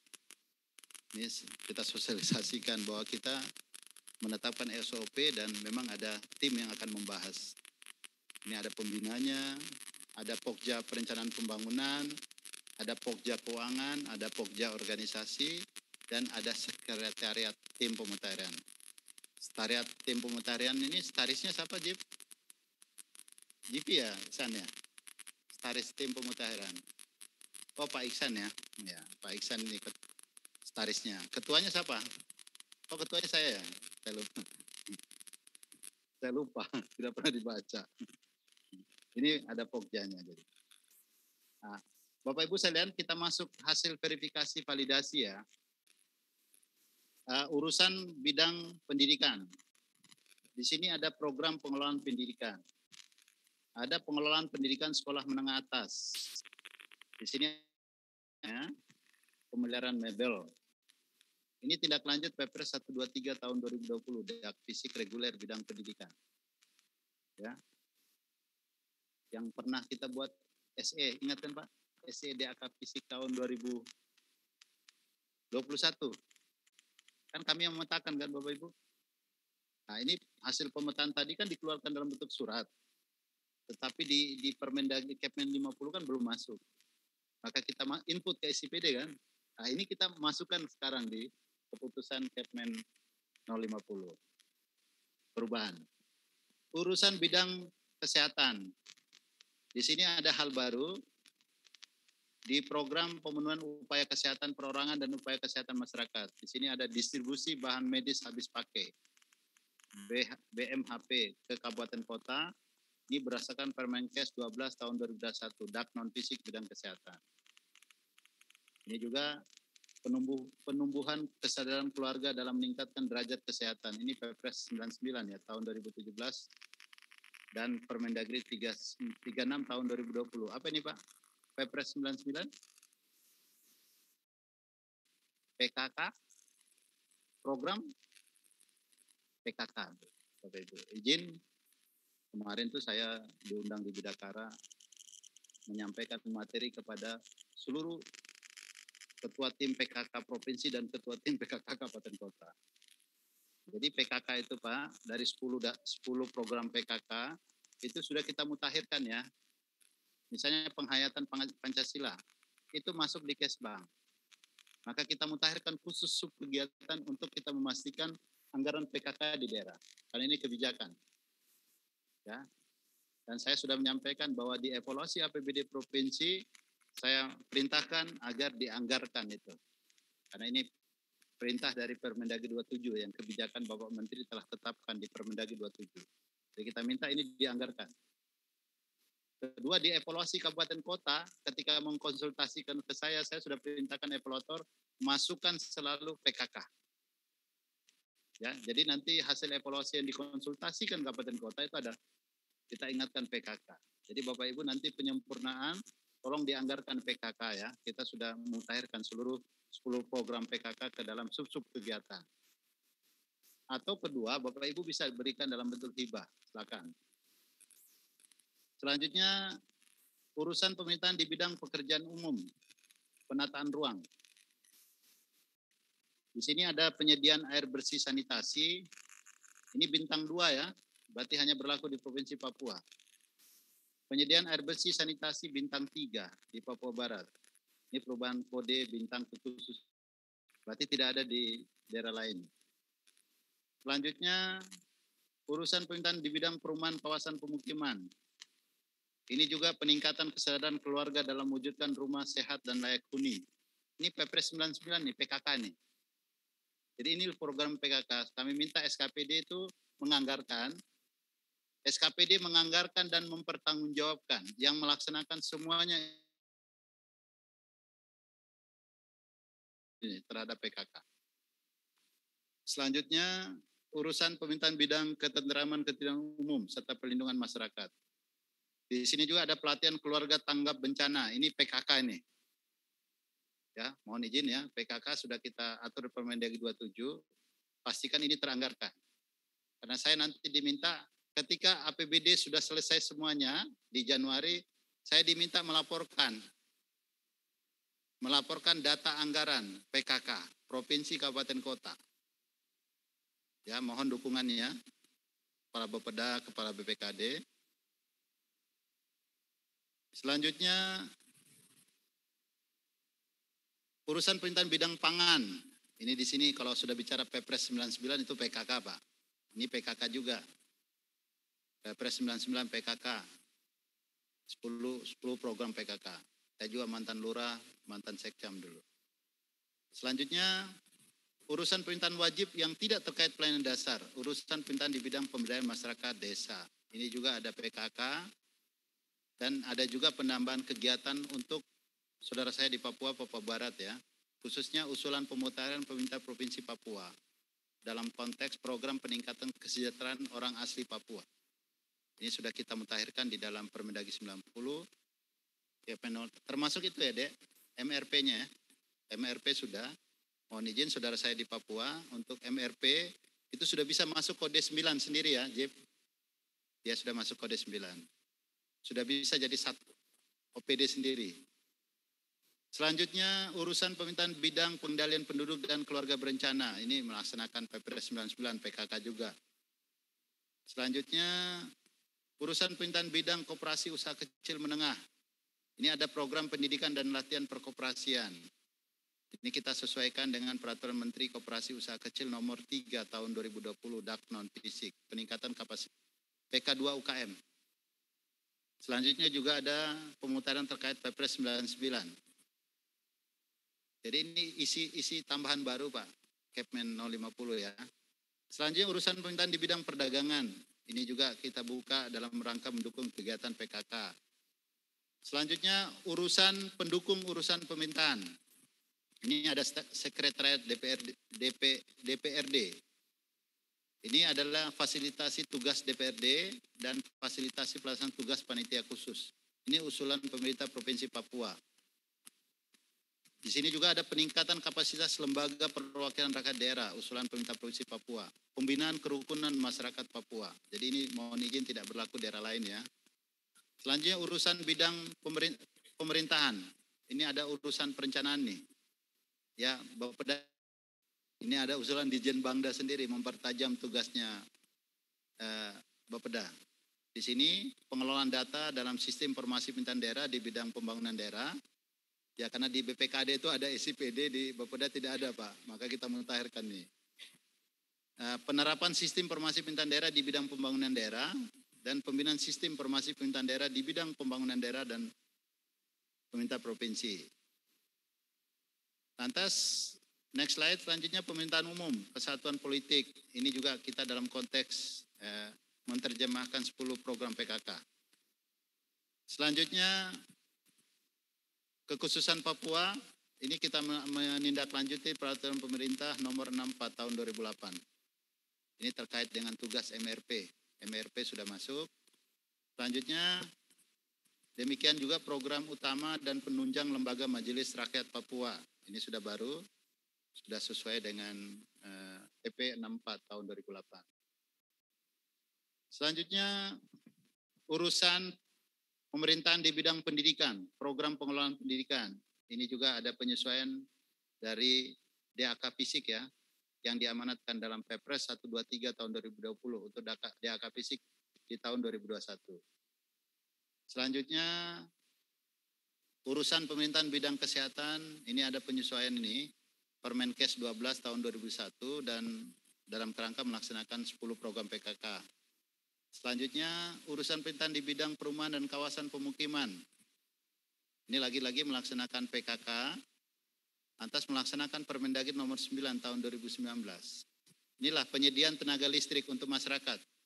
Ini hanya berlaku ya Bapak Ibu di Permendagri 9 ini turunan dari PP 18 tahun 2016 Pak, khusus untuk di Papua.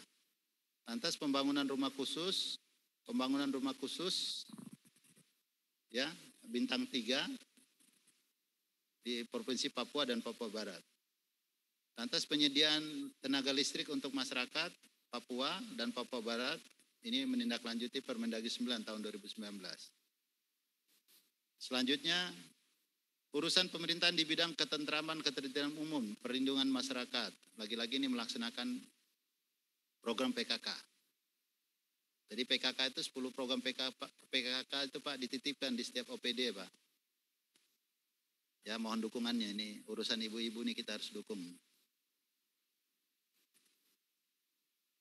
Urusan bidang pangan. Lantas urusan bidang lingkungan hidup, lagi-lagi melaksanakan PKK, kita mutakhirkan ini untuk PKK. Selanjutnya urusan pemerintahan di bidang pemberdayaan masyarakat dan desa. Ikuti Jip, DLP.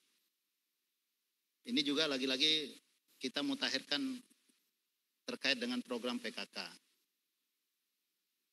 Lantas urusan pemerintahan di bidang perhubungan, ada program pengelolaan pelayaran. Ini kita buka subkegiatan baru, ini penyediaan prasarana pelabuhan sungai dan danau, pengelolaan prasarana pelabuhan sungai dan danau. Ini usulan dari Ditjen Bina Bangda. Selanjutnya urusan pemerintahan di bidang koperasi usaha kecil dan menengah, di sini dalam kerangka lagi-lagi PKK. Selanjutnya urusan unsur pendukung urusan pemerintahan, sekretariat daerah. Ini ada kita buka untuk mendukung PKK dan ada usulan Pemda di sini. Fasilitasi pelaksanaan tugas panitia khusus. Silakan ini bisa digunakan semua daerah. Ini ada usulan Pemda. Selanjutnya unsur penunjang urusan pemerintahan. Ya, untuk perencanaan, pengelolaan data sistem informasi ini untuk kabupaten kota ya, tadi provinsi. Ini usulan Ditjen Bangda. Selanjutnya unsur pendukung urusan pemerintahan, sekretariat daerah. Ini juga sama tadi yang provinsi saya sebutkan, ini kabupaten kota. Selanjutnya unsur kewilayahan kecamatan. Ini kita buka kegiatan koordinasi dan sinkronisasi perlakuan pembatasan kegiatan masyarakat. PPKM ya, pencegahan COVID di tingkat desa kelurahan, penanganan COVID-19 di tingkat desa kelurahan, pembinaan penanganan COVID-19 di tingkat desa, pengadaan pendukung pelaksanaan penanganan COVID-19 di tingkat desa kelurahan. Ini berdasarkan Inmendagri nomor 3 tahun 2021 dan kita buka juga dalam kerangka mendukung PKK di level kecamatan.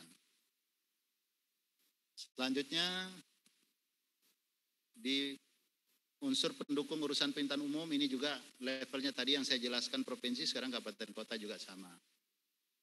Selanjutnya bagaimana rancangan pemutakhiran klasifikasi kodifikasi nomenklatur organisasi, perubahan kebijakan dan peraturan perundangan. Ya, kita mulai di sini di sekretariat DPRD, ya khususnya yang baru ini,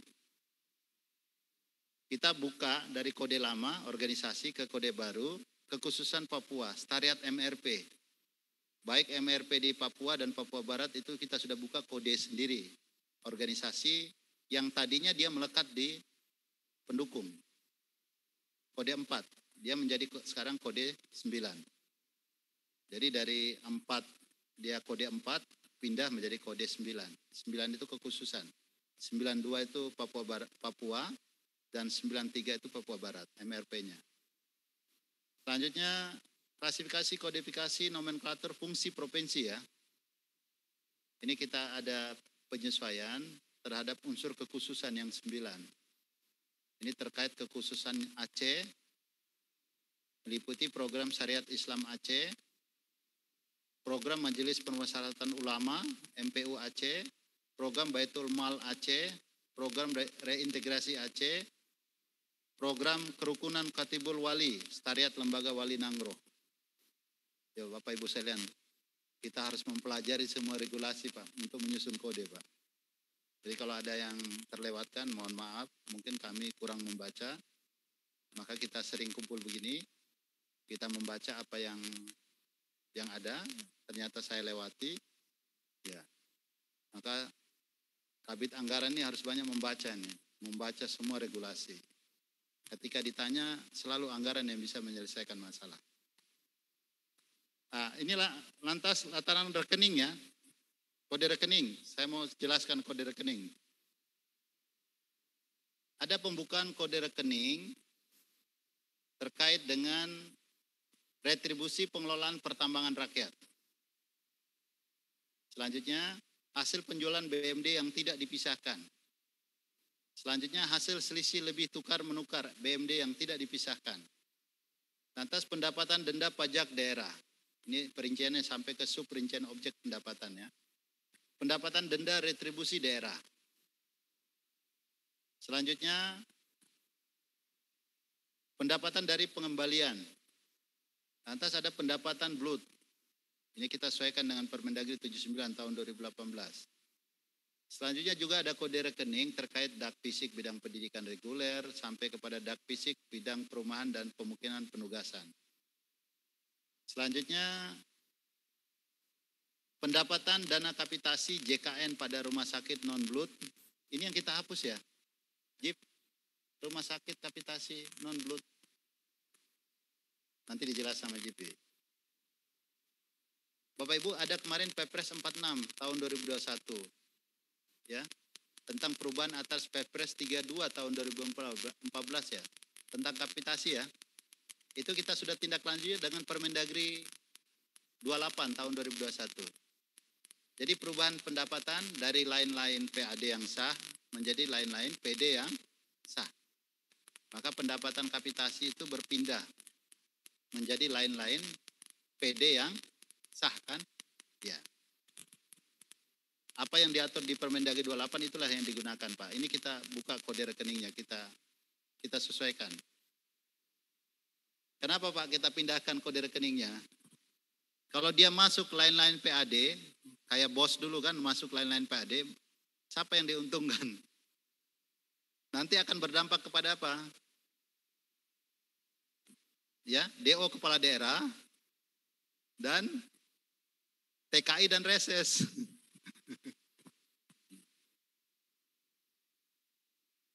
Oh ya, oke.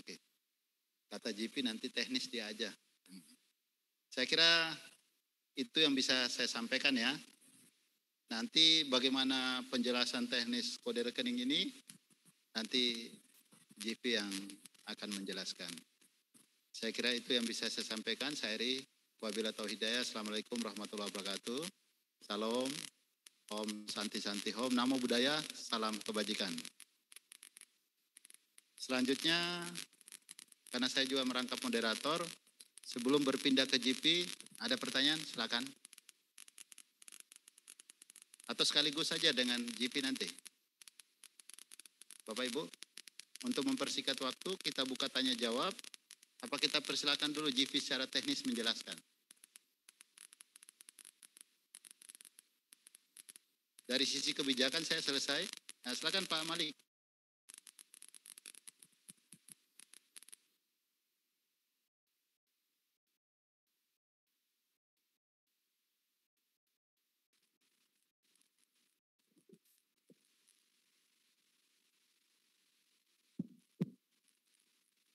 Pak Direktur. Assalamualaikum warahmatullahi wabarakatuh. Waalaikumsalam. Terima kasih atas kesempatan yang diberikan. Yang pertama yang kami ingin tanyakan terkait dengan rekening pendapatan tadi Pak. Ada di Kasda kita yang masuk yang tidak jelas identifikasi, tapi masuk ke Kasda. Itu pencatatannya kemana Pak? Itu yang selama ini belum dapat kami apapun solusinya. dalam penyusunan laporan keuangan. Yang kedua terkait dengan belanja. Untuk belanja pegawai, belanja barang jasa, itu kami sudah memahami. Tinggal belanja kepala daerah, Pak, terkait dengan tunjangannya. Rasanya kita tidak adil memperlakukan antara DPRD dengan kepala daerah. DPRD mulai dari tunjangan perumahan, tunjangan kendaraan, komunikasi, sementara kepala daerah hanya bergaji 6 juta. Jadi sudah 3 tahun dan 4 tahun menunggu revisi PP 109. Jadi karena Bapak salah satu bagian menentukan kebijakan di pemerintahan ini, kami mohon kiranya di dalam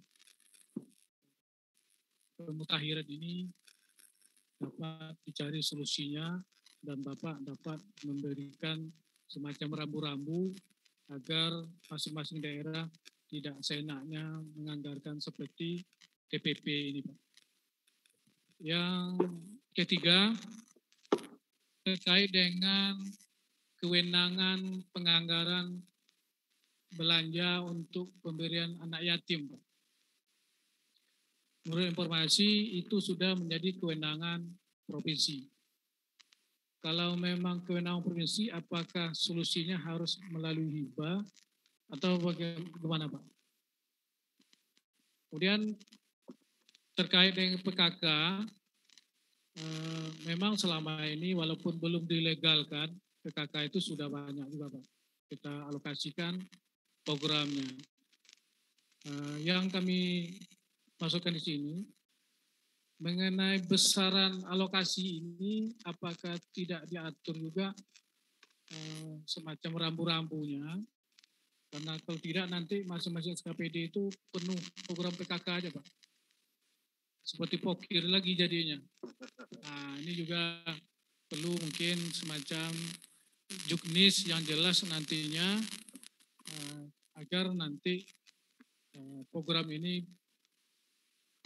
bisa seimbang juga dengan program SKPD terkait. Itu mungkin yang dapat kami sampaikan, Pak. Mohon untuk mohon petunjuk. Baik, biar fokus ya, satu-satu ya.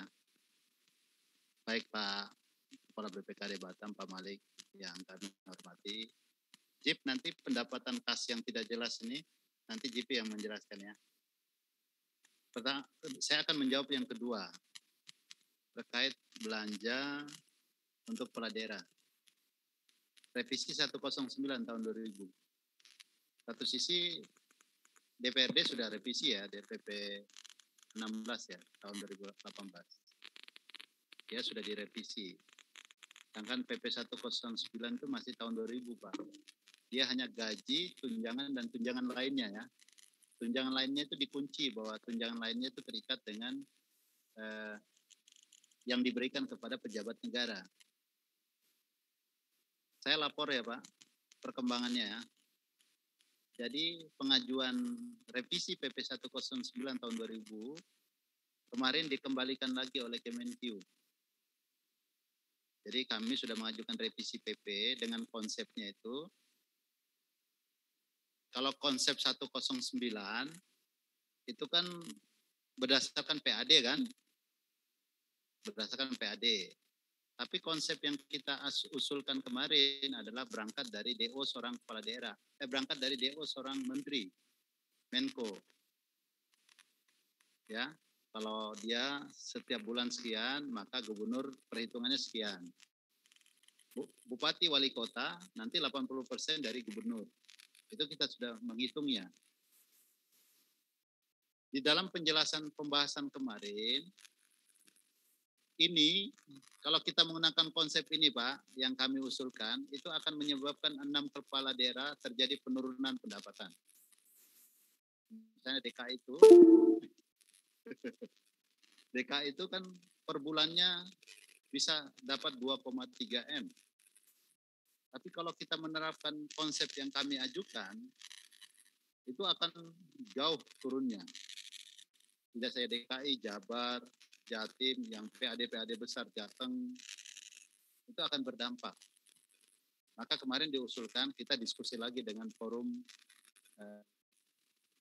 asosiasi para kepala daerah ya, khususnya dari asosiasi provinsi dan kabupaten kota. Itu pertimbangannya kenapa dikembalikan lagi. Kedua, menaikkan tunjangan katanya alasannya karena di tengah pandemi ini. Ya, ketika pemerintah lagi fokus kepada pemulihan ekonomi dan penanganan COVID, apakah ini pas waktunya ini dikeluarkan? Sehingga dengan dasar pertimbangan tadi itu konsepnya dikembalikan lagi ke kami, Pak. Jadi konsep terakhirnya ada lagi desain. Nah, saya menunggu kebijakan Pak Dirjen, bagaimana kita akan segera rapatkan kembali. Kira-kira rumusan apa, formulanya yang bisa kita berikan agar kepala daerah itu tidak berpenghasilan seperti yang disampaikan oleh Pak Malik tadi. Memang betul. Maka ada beberapa daerah itu terjadi, Pak. Kepala daerah juga diberikan TPP. Saya nggak usah sebutkan daerahnya. Tadi Pak Malik sudah bilang tadi. Nah, dengan pertimbangan, dengan mengatakan pertimbangan objektif lainnya, dan ada dasar hukumnya, Pak. Saya lupa di PP berapa itu. Kalau kita baca PP 109, dia ada mengingat di situ. Jadi selain menerima gaji, dia juga menerima tunjangan yang berlaku bagi pegawai negeri sipil. Maka itulah berlaku kenapa kepala daerah diberikan TPP. Ya. Jadi mohon izin nanti kita formulasikan kembali nih, Pak. Betul. 109 ini kita perlu dudukan kembali bagaimana formula yang cocok, artinya tidak merugikan daerah-daerah yang PAD-nya tinggi, menguntungkan daerah-daerah yang PAD-nya rendah atau yang tidak apa? Karena konsep kita di PP 109 ada konsepnya berdasarkan pada PAD. Ya, nanti kami akan dudukan lagi. Selanjutnya kewenangan anak yatim, kewenangan provinsi. Coba buka dulu sosial. Seingat saya ada kewenangan dalam panti dan di luar panti, Pak. Kalau kewenangan di luar panti, kewenangan siapa? Kabupaten kota kan? Agar dia menjadi kewenangan provinsi. Yang tadi di luar itu disuruh masuk ke dalam panti. Agar menjadi kewenangan provinsi. Nah sekarang saya tanya, anak yatim ini di dalam panti ya Pak? Ya kalau dalam panti memang kewenangannya provinsi. Coba buka sosial. Dek, buka sosial. Ada juga gubernur Pak punya program. Pokoknya dia mendata gelandangan pengemis yang ada di lampu-lampu merah Pak. Tadi dia beri bantuan sosial. Provinsi nih Pak, boleh nggak provinsi memberikan bantuan sosial kepada gelandangan pengemis yang ada di lampu-lampu merah? Itu kan berarti di luar panti kan? Di luar panti itu kewenangan siapa? Kabupaten, kota. Seharusnya provinsi memberikan bantuan keuangan ke kabupaten kota. Untuk tadi. Coba, enggak, di Undang-Undang 23 aja.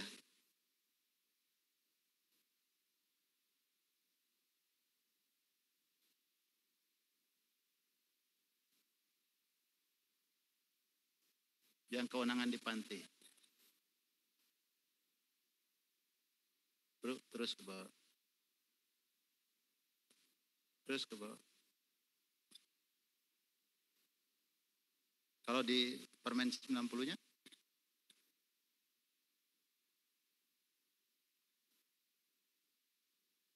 Ya. Jadi kalau di dalam panti Pak, kewenangannya provinsi Pak. Sekarang Bapak mau ngasih bansos? Hah?